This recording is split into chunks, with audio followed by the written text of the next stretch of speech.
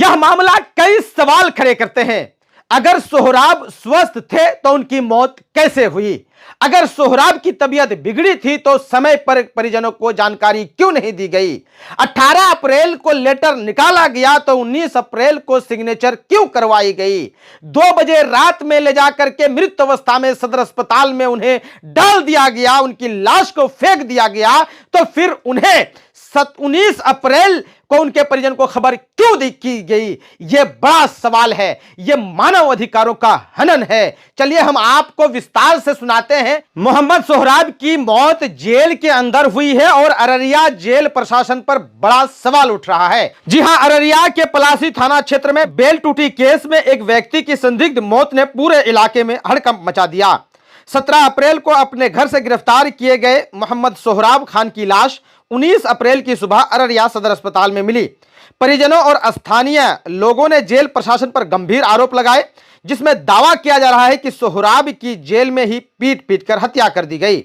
आइए इस पूरे मामले को हम विस्तार से आपको बताते हैं।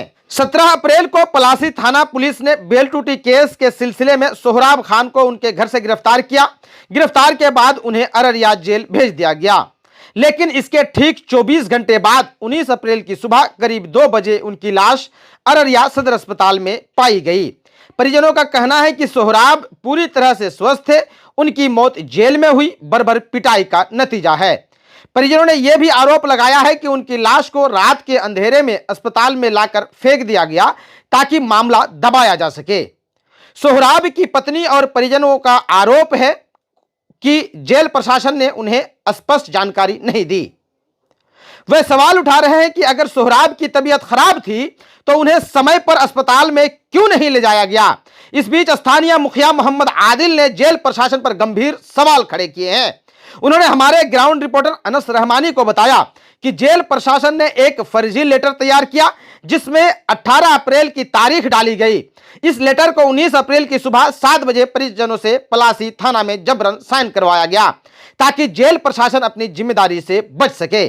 मुखिया मोहम्मद आदिल ने यह भी खुलासा किया है कि जब वे और अन्य लोग सदर अस्पताल पहुंचे तो अस्पताल के कर्मचारियों ने बताया कि सोहराब की लाश रात 2 बजे मृत अवस्था में ही लाई गई थी। कर्मचारियों के मुताबिक उस समय सोहराब की मौत हो चुकी थी।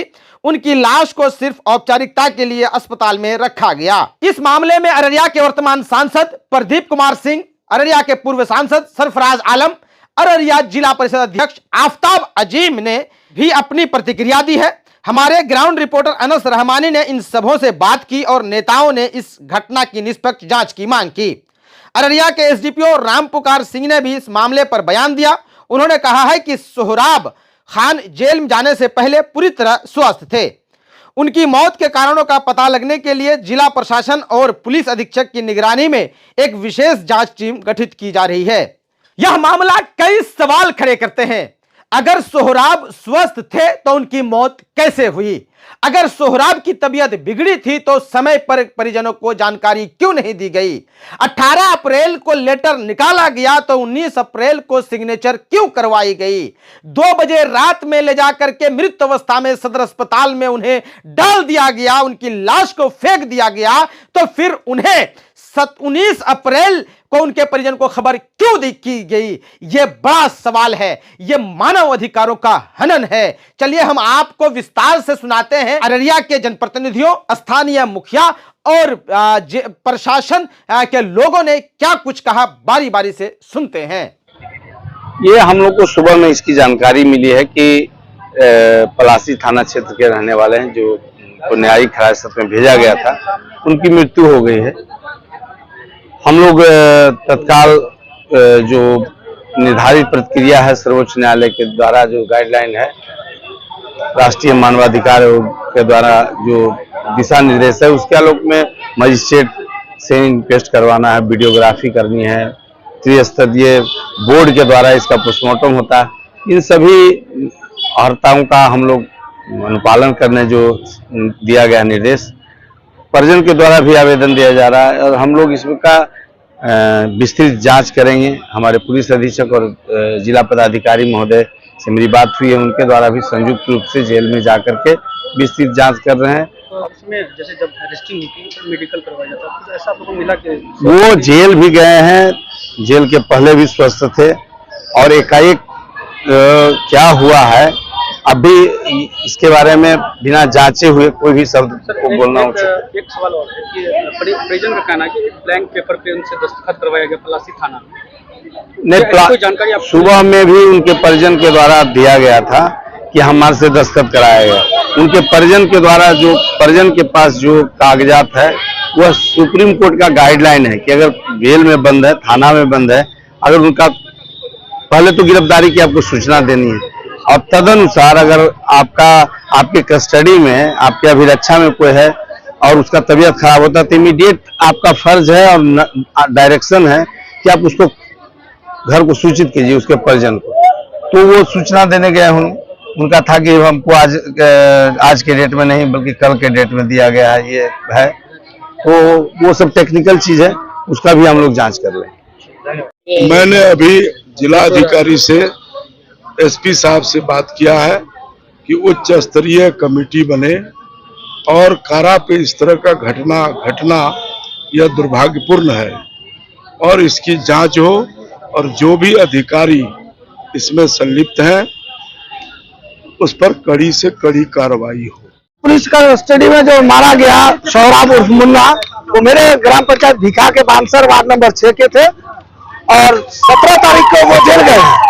बेल टूट गया था उसका, जेल गए 17 तारीख का। आज उसका बेल 19 तारीख को आज बेल होना था, पर सुबह आज 19 तारीख को 6 बजे सुबह में जेल से एक गार्ड पहुंचता है पलासी थाना और थाना इंचार्ज को कहता है कि सोहराब नाम का जो व्यक्ति जेल गया है वो बीमार है, उसके परिजन को बुलाया। उसको परिजन को बुलाया, उसका परिजन पूछा क्या हुआ, तो बोला बीमार है, आप लोग ये पेपर में साइन कीजिए, ये देख लीजिए।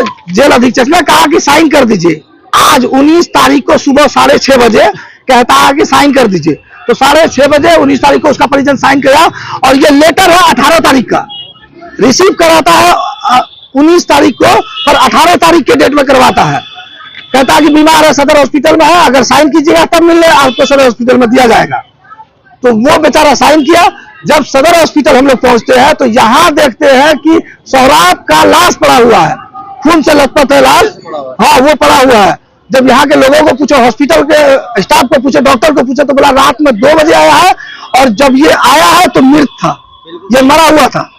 पुलिस कस्टडी में है और वो भी जेल में, तो निश्चित रूप से जो जांच पर विषय आएगी तो विधि सम्मत जो कार्रवाई है वो होनी है।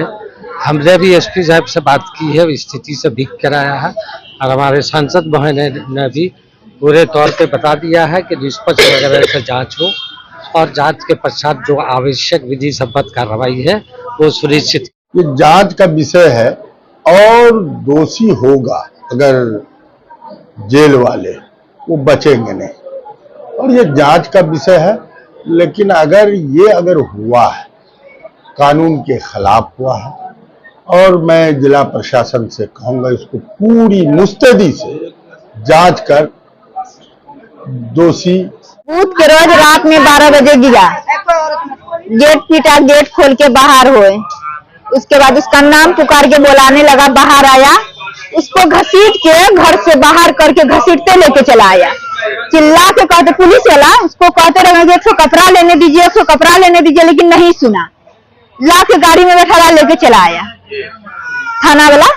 फिर उसके बाद थाना आए कपड़ा देने के लिए, तो थाना में भी कपड़ा नहीं लेने देता था। अच्छा। जबरदस्ती 100 कपड़ा दिए। अच्छा। कपड़ा देने के बाद वहां से हम बोला हमरा स्वामी की तुम लोग चली जाओ, हम लोग चले आए। उसके बाद फिर एक आदमी को हम भेजे, आया, 1 बजे उसको चालान किया। चालान करने के बाद यहाँ कोर्ट लेके आया, कोर्ट में मार दिया कि क्या किया। आप लोग उसके बाद खुद मरा है, क्या कहिए? कैसे खुद मरा है? बीमार रहे, उसके पास बीमारी है, अच्छा खासा बीमारी है जी। हाँ, इसके घर खुद मरा है। कहाँ मरा है? कहाँ पे लेके गया? जेल ले गया, जेल में मरा, वहाँ से अररिया जेल लेके गया, जेल में मार दिया ले आके। पुलिस वाला क्या बोल रहा आपको? पुलिस वाला हमारे पास क्या बोला?